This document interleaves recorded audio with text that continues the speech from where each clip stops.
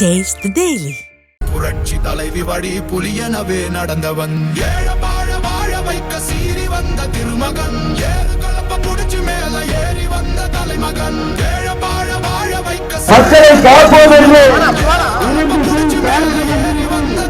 இந்த கடலூர் சட்டமன்ற தொகுதிக்கு வருகை தந்து உங்களோடு பேருந்து ஆட்டி கொடுங்கோலன் ஆட்சிக்கு முடிவு கட்டி வீடு நடத்தி சட்டம் ஒழுங்கு பிரச்சனையை முற்றிலும் நடத்தி சட்டம் முழுமையாக பாதுகாக்கப்பட்ட மாநிலமாக மீட்டெடுத்து உங்களுக்கு வழங்குவேன், மக்களுக்காக பணியாற்றுவேன் என்று இங்கு வருகை தந்திருக்கும் மாண்புமிகு முன்னாள் முதலமைச்சர், வருங்கால முதலமைச்சர், எதிர்கட்சி தலைவர், கழகத்துடைய நிரந்தர பொதுச் செயலாளர் அன்றாட அவர்கள்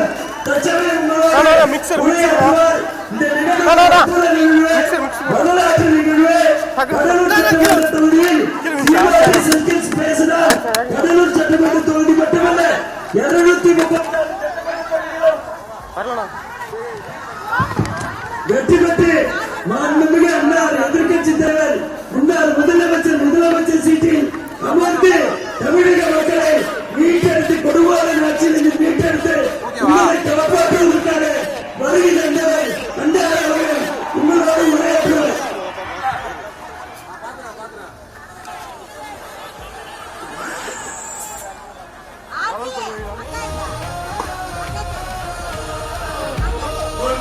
புரட்சித் தலைவர் எம்ஜிஆர் இதே புரட்சித் தலைவர் 20 தேர்தல்களை வழங்கி இந்த தேர்தல் பிரச்சார கூட்டம் நிகழ்ச்சியை வெயிலையும் பொருட்படுத்தாமல் கடலூர் நகரமே குலுங்கின்ற அளவிற்கு மக்கள் வெள்ளத்தை குளிர்கின்ற அத்தனை பெரியவர்களுக்கும் தாய்மார்களுக்கும் வணக்கத்தை தெரிவித்து இந்த தேர்தல் பிரச்சார கூட்ட நிகழ்ச்சியிலே தலைமை தாங்கி தலைமுறையாற்றிய இந்த மாவட்டத்துடைய அப்படியே கொஞ்சம் வழி விட்டுருங்கம்மா, கொஞ்சம் வழி விடுங்க, போகட்டும், ஆம்புலன்ஸ் போகட்டும், கொஞ்சம் வழி விடுங்க, கொஞ்சம் மெதுவா பார்ப்பாங்க. தலைமுறையாற்றிய முன்னாள் அமைச்சர், மாவட்ட கழக செயலாளர் அறிவுசார் எம்.சி. சம்பத் அவர்களே, இந்த மாவட்டத்தின் பொறுப்பாளர் முன்னாள் அமைச்சர் சிறுபான்மை பிரிவினுடைய செயலாளர் சகோதரர் திரு எஸ். அப்துல் ரஹீம் அவர்களே, முன்னாள் அமைச்சர் முன்னாள் எம்பி சகோதரர் தாமோதரன் அவர்களே, முன்னாள் எம்எல்ஏ சகோதரி திருமதி சத்யா பன்னீர்செல்வம் அவர்களே, மற்றும் வருகின்ற முன்னாள் சேர்மன் திரு சி. கே. சுப்பிரமணியன் அவர்களே, திரு கே. எஸ். கார்த்திகேயன் அவர்களே, திரு கே. என். தங்கமணி அவர்களே, திரு எஸ். பி. கே. சீனு வாசராஜ் அவர்களே, திரு ஆர். வி.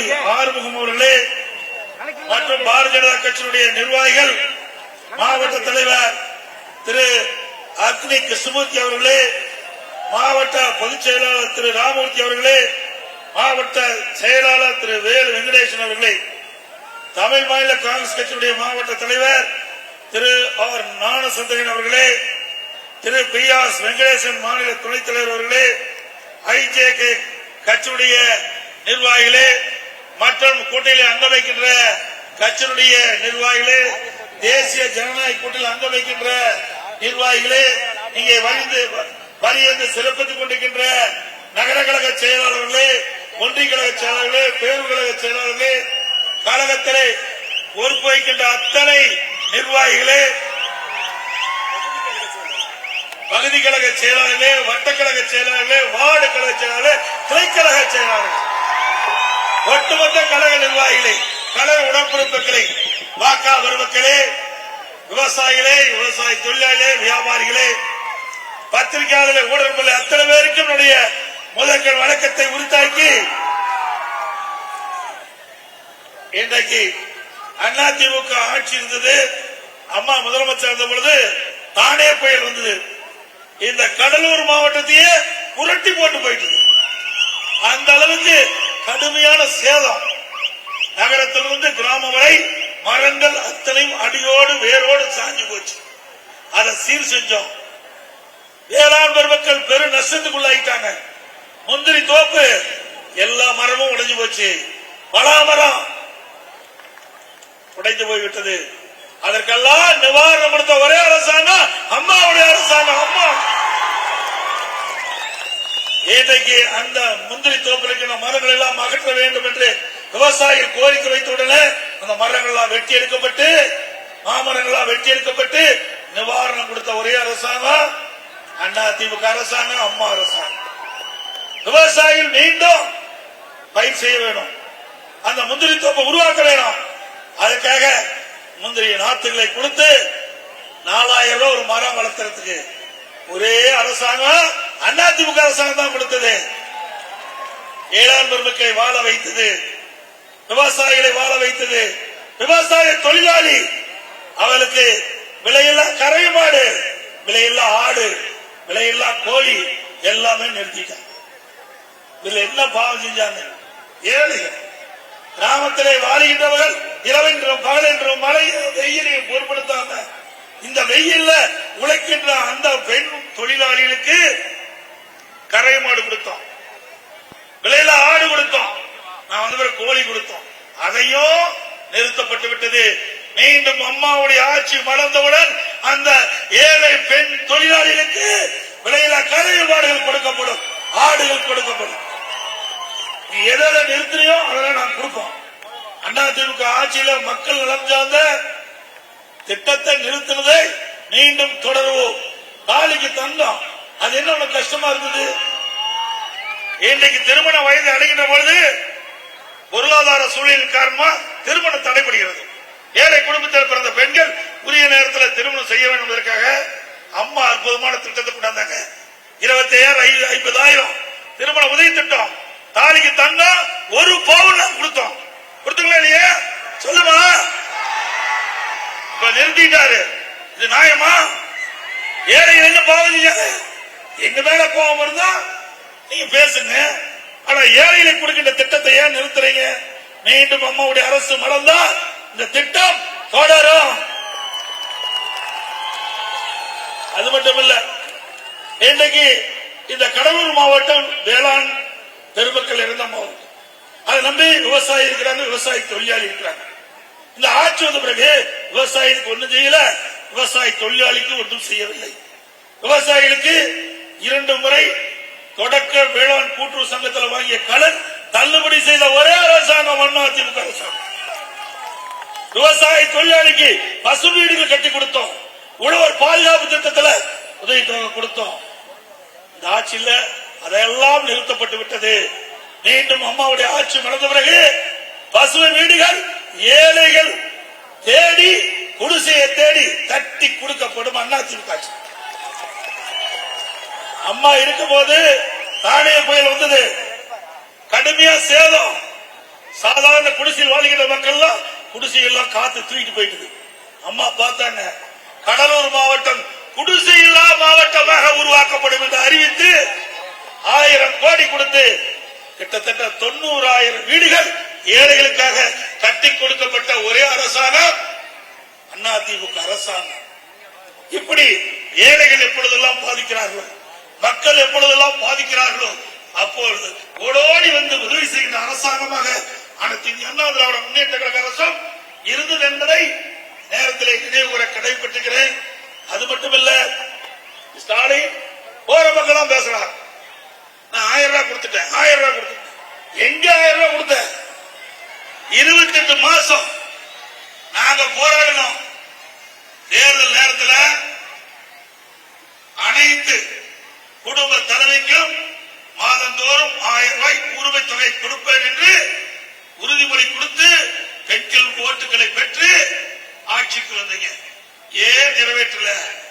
28 மாசம் தொடர்ந்து சட்டமன்றத்தில் பிரதான எதிர்க்கட்சி தலைவர் என்ற முறையில் ஸ்டாலினை வற்புறுத்தி கேட்டுக்கிட்டேன். எங்களுடைய சட்டப்பேரவை உறுப்பினர் பேசுகின்ற பொழுதெல்லாம் பெண்களுடைய கஷ்டத்தை உணர்ந்து ஏன் இந்த 1000 ரூபாய் உரிமை தொகை கொடுக்கல? கொடுக்கப்பட்ட வாக்குறுதி நிறைவேற்ற நாங்கள் பேசணும். அதிமுக பொதுக்கூட்டத்தில் முழுவதும் பேசணும். பத்திரிகையில வெளிப்படுத்தினோம், ஊடகத்தில் வெளிப்படுத்தினோம், அறிக்கை வாயிலாக வெளிப்படுத்தினோம். கொடுக்கவே இல்லை. 28 மாதம் கழிச்சு தொடர்ந்து பேசுகிற காலத்தினால ஏதாவது பெண்கள் இடத்துல இருந்து எதிர்ப்பு வந்து விடுவோம் என்று அஞ்சி அப்புறம் தான் கொடுத்தோம். பெண்களுக்கு இறக்கப்பட்டு கொடுக்கல, நாங்க வற்புறுத்துறதுனாலதான் உங்களுக்கு 28 மாசம் கழிச்சு அந்த 1000 ரூபாய் கொடுத்த முதலமைச்சர் இன்றைய முதலமைச்சர் ஸ்டாலின் அவர்கள். அது மட்டும் இல்ல, இப்போ சொல்றார் விட்டு போனவர்களுக்கு நிதியை தளர்த்தி மேலும் 30 லட்சம் பேர் கொடுக்கிறாங்க. எதுக்கு கொடுக்கிறாரு? திமுக மக்களுக்கு செல்வாக்கு எழுதினாரு. அடுத்த ஆண்டு இந்த 8 மாசம் தான் இருக்குது. இந்த 8 மாசத்துக்கு பணத்தை கொடுத்து இந்த 30 லட்சம் குடும்பத்தில் இருக்கிற வாக்குகளை பெற்று திமுக மீண்டும் ஆட்சிக்கு வரணும், கொள்ளையடிக்கணும். இப்படி ஏமாற்று வேலை செஞ்சு 52 மாதம் கழித்து இப்பொழுது 30 லட்சம் பேரை நாங்கள் தேர்ந்தெடுத்து 1000 ரூபாய் மாசம் கொடுக்கணும்னு சொல்றீங்களே, இது நியாயமா? இது மக்களை ஏமாற்றுவது இல்லையா? மக்களுக்கு இறக்கப்பட்டு கொடுக்கல, மக்கள் நன்றாக அந்த குடும்ப தலைவி குடும்பம் நன்றாக இருக்க வேண்டும் என்பதற்காக கொடுக்கல.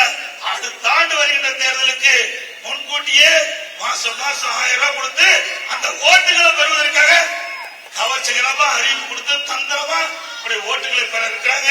உஷாராங்க. அது மட்டும் இல்ல, எப்ப பார்த்தாலும் ஸ்டாலின் பேசுறாரு இந்தியாவிலேயே சூப்பர் முதலமைச்சர். எதுல? கடன் வாங்குவதில் சூப்பர் முதலமைச்சர். இந்த 1000 ரூபாய் கூட அரசாங்கத்தில் வருவாய் அதிகரிச்சு கொடுக்கல, கடன் வாங்கித்தான் கொடுக்கிறார். இந்த கடனை எப்படி கட்டுறது?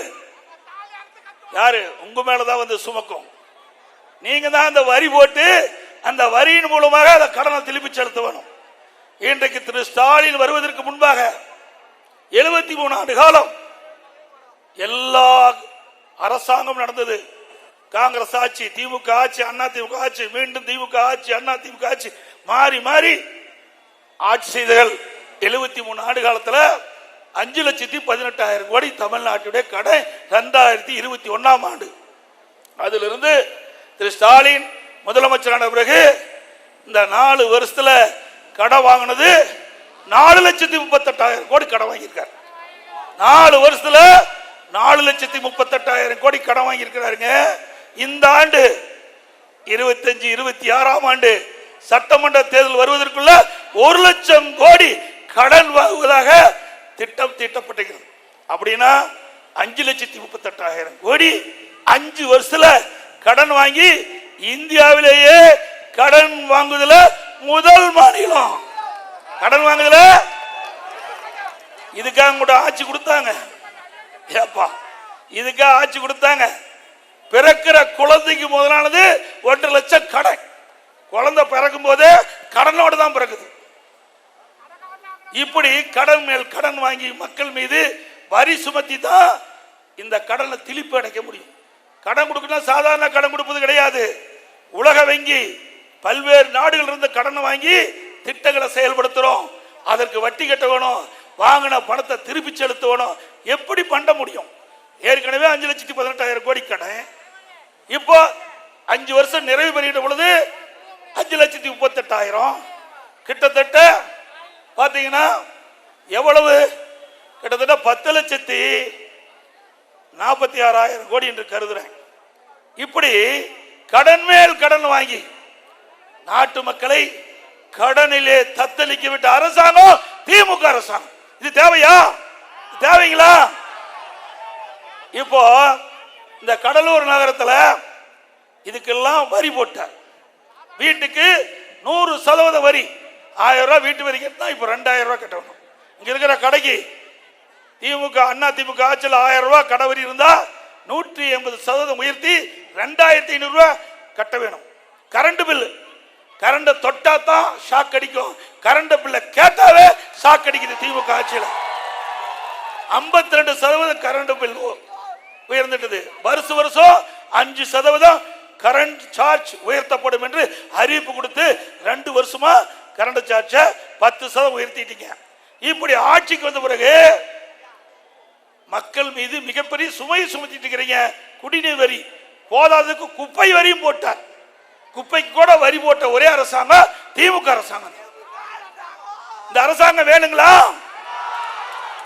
மக்களை துன்பப்படுத்துகின்ற அரசாங்கம் தேவையா? அப்புறம் தேர்தல் நேரத்தில் சொன்னாரு, திராவிட முன்னேற்ற கழகம் ஆட்சிக்கு வந்தா கிராமப்புறத்தில் 100 நாள் வேலை திட்டத்தை 180 நாளாக உயர்த்தப்படும், அதில் பணிபுரிகின்ற ஊழியர்களுக்கு ஊதியம் உயர்த்து வழங்கப்படும் சொன்னாங்க. இப்போ ஏற்கனவே 100 நாள் வேலை செய்து வந்த அந்த தொழிலாளர்களுக்கு நாட்கள் குறைக்கப்பட்டு 50 நாட்கள் ஆகிட்டார். 100 நாள் கிடைத்திட்டு வந்த அந்த வேலை இப்ப 50 நாள் தான் கிடைக்குது. இதுதான் திமுக. சொன்னதை செய்யவே மாட்டாங்க. மக்களை ஏமாற்றி வாக்குகளை பெறுவதிலே விஞ்ஞான மூளை படைத்த ஒரே கட்சி திமுக கட்சி, திமுக தலைவர். இன்னொன்னு சொல்றாரு, திமுக ஆட்சியில் நிறைய திட்டங்களை கொண்டாந்துட்டாங்க. தினம் வருவார், அப்படி கோட் ஷூட் போட்டு வருவார், அப்படியே பத்திரிகையில் வரும், ஊடகத்தில் வரும், ஒரு பேரை வைப்பாரு, அதோட முடிஞ்சு போச்சு. ஒரு திட்டத்தை அறிவிப்பார், அதுக்கு ஒரு குழு போட்டுருவார். இது வரைக்கும் 52 குழு போட்டிருக்காரு. 52 திட்டத்தை அறிவிச்சு 52 குழு போட்டு அந்த குழு போட்டா அதோட முடிஞ்சு போச்சு. இப்படி அவல ஆட்சி செய்கின்ற ஒரே அரசாங்கம் திமுக அரசாங்கம். இதையெல்லாம் எதற்காக சொல்கிறேன் என்றால், மக்களுக்கு தெரிய வேண்டும் என்பதை நேரத்தில் சுட்டிக்காட்ட விளைகின்றேன். அது மட்டுமல்ல, அனைத்து இந்திய அண்ணா திராவிட முன்னேற்ற கழக ஆட்சியில் இன்றைக்கு குடிமராமத்து திட்டத்தை கொண்டாந்து ஏரி குளம் குட்டை அனைத்து பகுதியிலும் தூர் வாரப்பட்டது. முழுக்க முழுக்க விவசாய பங்களிப்போடு அந்த ஏரி குளம் குட்டையில அள்ளுகின்ற வண்டல் மண் விவசாயியுடைய நிலத்திற்கு இயற்கை உரமாக பயன்படுத்திட்டது. ஒன்று ஏரி ஆழப்படுத்தப்பட்டது, மற்றொன்று விவசாயியுடைய நிலம் பண்படுத்தப்பட்டு விளைச்சல் அதிகமாக கிடைச்சது.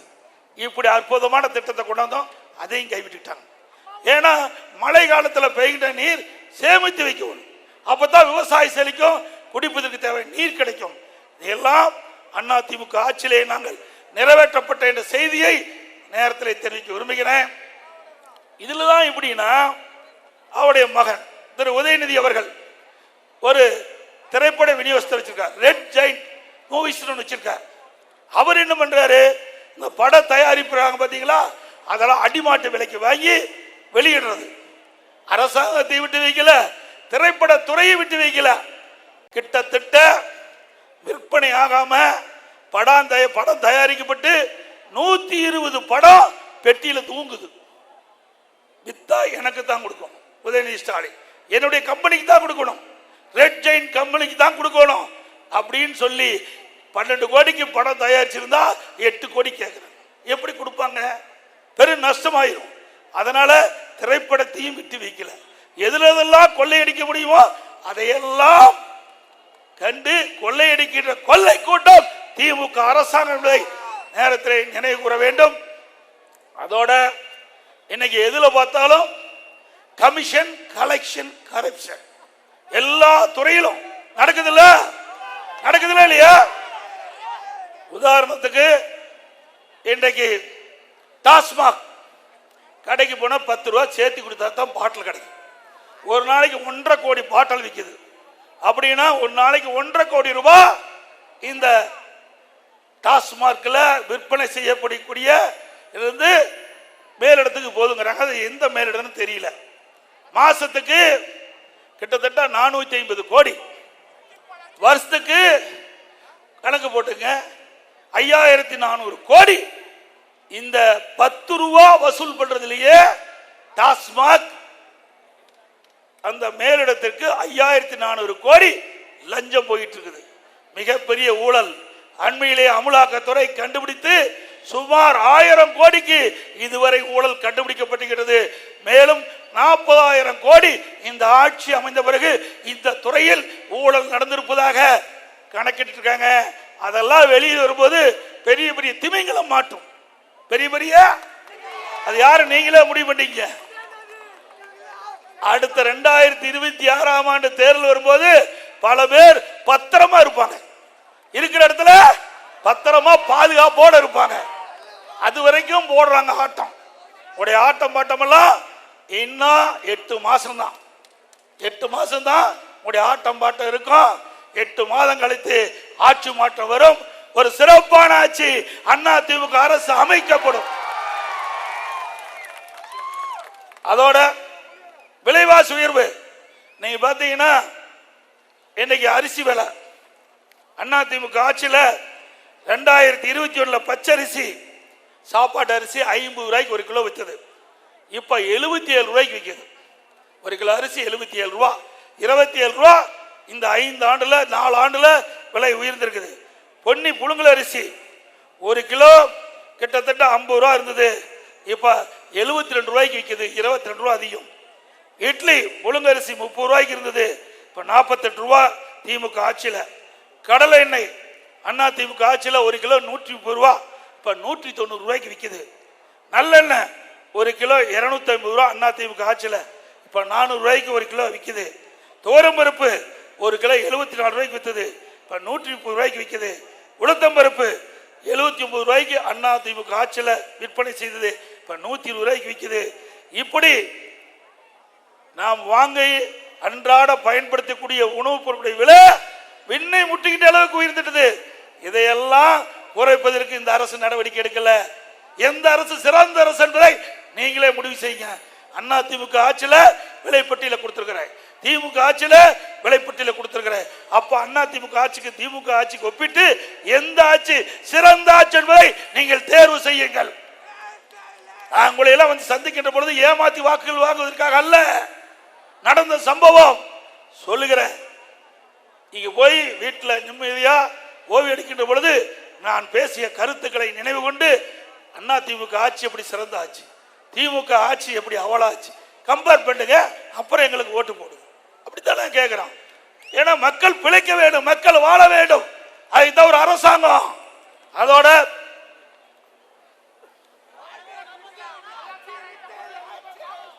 இன்னைக்கு கட்டுமான பொருட்கள் இனி எல்லாம் யாரும் வீடு கட்ட முடியாது.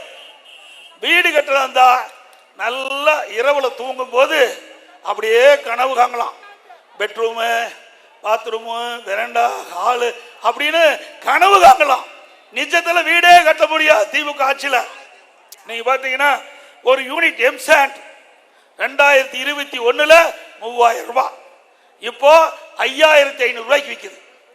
கிட்டத்தட்ட ஒரு எம்சாண்ட் ஒரு யூனிட் 2500 ரூபாய் அதிமுக ஆட்சியோட திமுக ஆட்சியில உயர்ந்திருக்குது. ஒரு யூனிட் ஜல்லி அதிமுக ஆட்சியில் 2000, இப்போ 4500, 2500 ரூபாய் விலை உயர்வு. ஒரு டன் கம்பி அதிமுக ஆட்சியில் 40,000, திமுக ஆட்சியில் 70,000 ஒரு டன் கம்பி. ஒரு செங்கல் 6 ரூபாய்க்கு விற்பனை செஞ்சது, இப்போ 10 ரூபா ஒரு செங்கல். மரத்தை கேட்க வேண்டியதே இல்லை, உச்சபட்ச விலைக்கு போயிட்டுது. சிமெண்ட் ஏழைகளுக்கு யூனியன் மூலமா நகராட்சி மூலமா 190 ரூபாய்க்கு அம்மா சிமெண்ட் கொடுத்தோம், இப்போ 240 ரூபாய்க்கு விற்கதா சொல்றாங்க. வெளியில 350 ரூபாய்க்கு விற்குது. சிந்திச்சு பாருங்க, 190 ரூபாய்க்கு வித்தது போய் 350 ரூபாய் கொடுத்து சிமெண்ட் வாங்கணும். இப்படி கட்டுமான பொருட்கள் அனைத்தும் விலை உயர்ந்துட்டது. எப்படி வீடு கட்ட முடியும்? சாதாரண மக்கள், நடுத்தர மக்கள் வீடு கட்டிக்கிட்ட நிலையே இல்லை. கனவுல வீடு கட்டி மகிழ்ந்துக்கலாம். இந்த ஆட்சி ஒரு அவலாட்சி என்பதற்கு இதுவே சான்று என்பதை புள்ளி உரத்தோடு உங்களிடத்தில் தெரிவிக்க விரும்புகின்றேன். அது மட்டுமல்ல,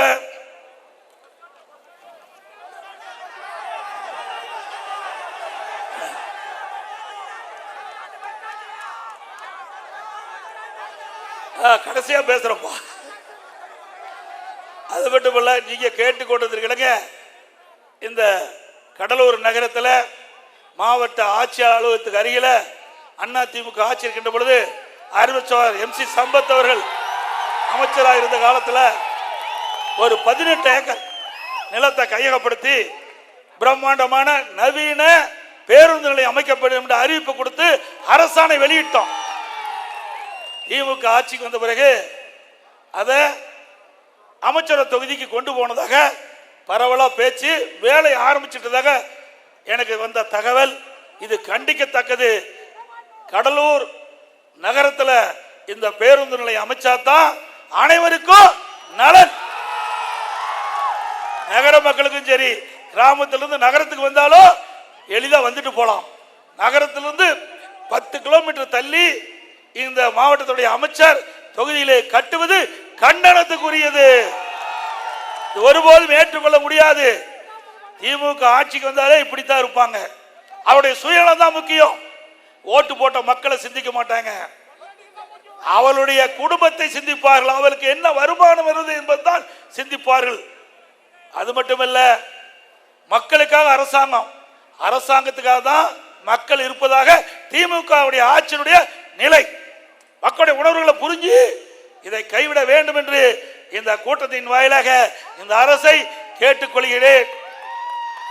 அது மட்டுமல்ல, காலையிலே இந்த பகுதியில் இருக்கின்ற பொதுநல சங்கத்தை சேர்ந்த தலைவர் பேசும்போது சொன்னார், வருகிற 15ஆம் தேதி இந்த பேருந்து நிலைய மாற்றத்தை குறித்து இதே இடத்தில் பேருந்து நிலையம் அமைய வேண்டும் என்று ஒரு அறவழி உண்ணாவிரத போராட்டத்தை துவங்கப்படும் என்று சொன்னால் அதுக்கு அனைத்து இந்திய அண்ணா திராவிட முன்னேற்ற கழகம் துணை நிற்கும், ஆதரவு கொடுக்கும். அதோட இன்றைக்கு மீனவர்களுக்கு நிறைய திட்டத்தை அதிமுக ஆட்சியில் கொண்டாந்தோம். மீன்பிடி தடை காலத்தில் அதனுடைய 7 விழுக்காடு கொடுக்கப்பட்ட வந்த நிதி உயர்த்தப்பட்டது. மேலும் நிதி உயர்த்த வேண்டும் சொல்லிக்கிறீங்க. அதிமுக ஆட்சிக்கு வந்தா அந்த மீன்பிடி தடை காலத்தில் வழங்கப்படுகின்ற அந்த நிதி உயர்த்தி வழங்கப்படும். அதோட டீசல் மானியம் கேட்டிருக்கிறாங்க. ஏற்கனவே டீசல் மானியம் வழங்கப்பட்டு வருகிறது. அதுவும் சூழ்நிலைக்கு தகுந்தவாறு டீசல் மானியத்தையும் மீனவ பெருமக்கள் உயர்த்தி வழங்குவதற்கான நிலை உருவாக்கப்படும் என்ற நேரத்தில் தெரிவித்துக் கொள்கின்றேன். அதோட கடலூர் மாவட்டத்தில் அதிமுக ஆட்சி இருக்கின்ற பொழுது கடலூர் மாவட்ட ஆட்சியாளர்களும் 27 கோடியில் கட்ட கொடுத்தோம். இங்கே காவிரி கூட்டு குடி திட்டம் 260 கோடியில் கட்டி முடிக்கப்பட்டு பாதுகாப்பான குடிநீர் வழங்கிய அரசாங்கம் அதிமுக அரசாங்கம். கடலூர் மாவட்டத்தில் அடிக்கடி ஏற்படும் புயல், பெருமழை, பெருவெள்ளம் போன்ற இயற்கை சீற்றங்களை மின்தடை அடிப்படை ஏற்படுது. அதனால பூமிக்கு அடியில் இன்றைக்கு கேபிள் புதைவிட மின் கேபிள் பதித்து எந்த புயல் மழை வந்தாலும் மின்தடை ஏற்படாம அதிமுக ஆட்சியில் இந்த திட்டத்தை கொண்டாந்து நிறைவேற்றப்பட்ட அரசாங்கம் அதிமுக அரசாங்கம். கடலூர் மாநகரத்தில் குறைந்த மின்னழுத்தத்தை தவிர்க்க கடலூர் செம்மண்டலத்தில் ரூ.60 கோடி மதிப்பீட்டில் புதிய துணை மின் நிலையம் ஒன்று ஏற்படுத்தி கொடுக்கப்பட்டது. கடலூர் மாநகராட்சி பகுதியில் 43 கோடி ரூபாயில் மழைநீர் வடிகால் பணிகள் நிறைவேற்றப்பட்டுகின்றன. கடலூர் போக்குவரத்து நெரிசலை குறைப்பதற்கு சுமார் 18 கோடி மதிப்பீட்டில் கடலூர் முதல் மேல்பட்டாகம் வரை கஸ்டம்ஸ் சாலை புதிதாக அமைக்கப்பட்டது. கெடிலம் ஆற்றில் சுமார் 16 கோடி மதிப்பீட்டில் தடுப்பணை அமைக்கப்பட்டது. கடலூர் அரசு மருத்துவமனை 8 கோடி ரூபாயில் அவசர சிகிச்சை பிரிவு மற்றும் டயாலிசிஸ் பிரிவு கொண்டு வந்து அந்த ஏழை மக்களுக்கு தேவையான மருத்துவ சிகிச்சை அளிக்கப்பட்டது. அதோட அந்த கடலூர் அரசு பொது மருத்துவமனையில் மகப்பேர் மருத்துவமனை 10 கோடியில் கட்டி கொடுத்த அரசாங்கம் அதிமுக அரசாங்கம். மீனவர்கள் பாதிக்காமல் இருப்பதற்கு தூண்டில் விளைவு 10 கோடியில் கட்டி கொடுத்திருக்கிறோம். இப்படி பல திட்டங்கள் அதிமுக ஆட்சியிலே கொண்டு வந்து என்பதை நேரத்தில் தெரிவித்து, அதோட இங்கே துறைமுகம் இருக்குது. இந்த துறைமுகத்துக்கு அதை விரிவுபடுத்துவதற்காக நவீனப்படுத்துவதற்காக 150 கோடி அதிமுக அரசு இருக்கின்ற ஒதுக்கி இன்னும் அந்த பணி நிறைவேறாம அப்படி ஆம வேகத்தில் இருக்குது. அது கண்டனத்துக்குரிய என்பதை நேரத்தில் தெரிவிக்க விரும்புகின்றேன். அதோட திராவிட முன்னேற்ற கழக ஆட்சியில் அண்ணா நிறைய திட்டங்களை கைவிட்டுட்டாங்க. அதிமுக ஆட்சியில் கொண்டு வரப்பட்ட பல திட்டங்களை கைவிட்டுட்டாங்க. அதோட இங்கதான் வேளாண் துறை அமைச்சர் இருக்கிறார். அவர் சட்டமன்றத்திலையும் தெரிவித்தார். அதோட திரு ஸ்டாலின் அவர்கள் திராவிட முன்னேற்ற கழக தேர்தல் அறிக்கையில் வெளியிட்டார். கரும்பு விவசாயிகளுக்கு ஒரு டன் கரும்புக்கு ஆதார விலையாக 4000 ரூபாய் கொடுக்கிறார். கொடுத்தாங்களா? இல்ல. நெல்லுக்கு ஒரு குவிண்டாலுக்கு 2500 ரூபாய் கொடுக்கிறார். கொடுத்தாங்களா? இப்படி விவசாயிகளையும் ஏமாற்றிய அரசாங்கம் திமுக அரசாங்கம் என்பதை இந்த நேரத்தில் தெரிவித்து அப்போ அடிக்கடி சொன்னாங்க.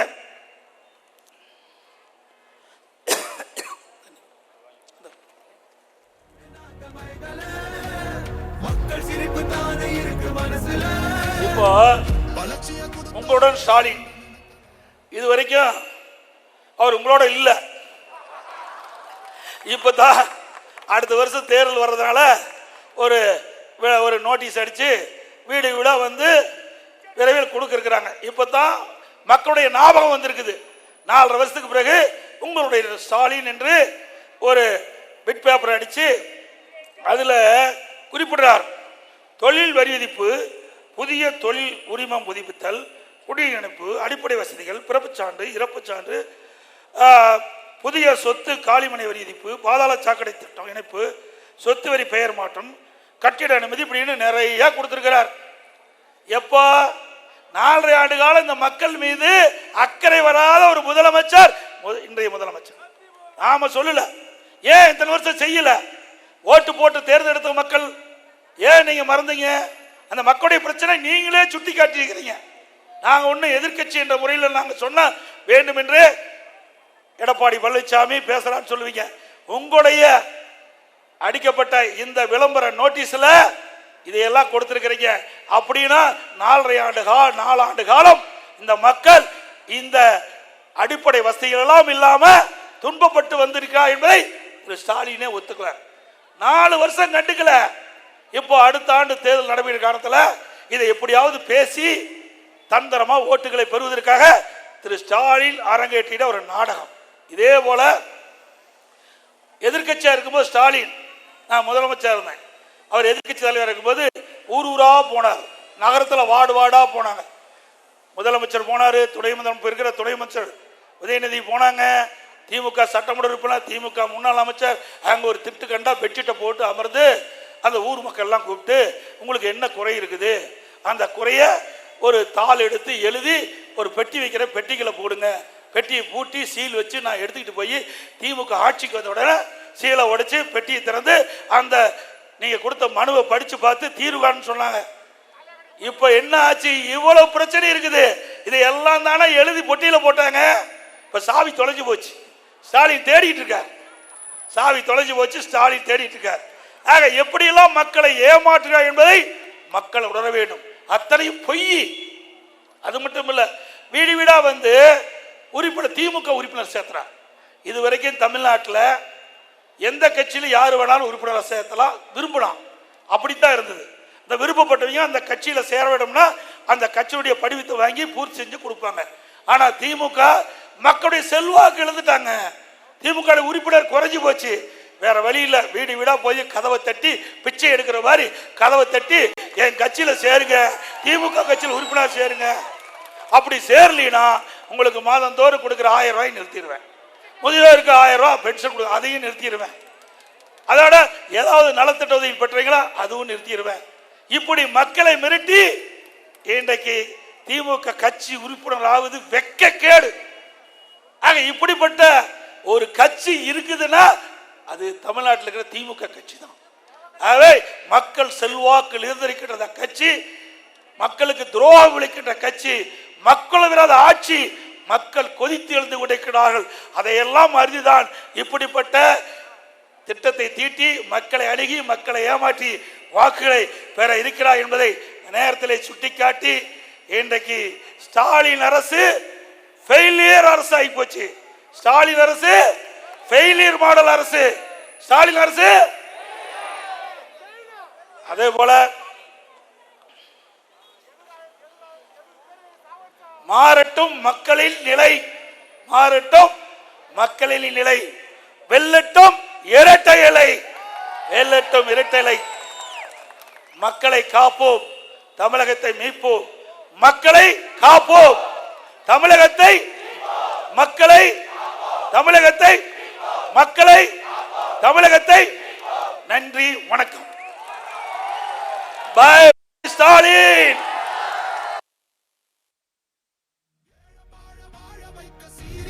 திருமகன் ஏறு கலப்ப புடிச்சு மேல ஏறி வந்த தலைமகன், ஏழ வாழ வாழ வைக்க சீறி வந்த திருமகன், ஏறு கலப்ப புடிச்சு மேல ஏறி வந்த தலைமகன்.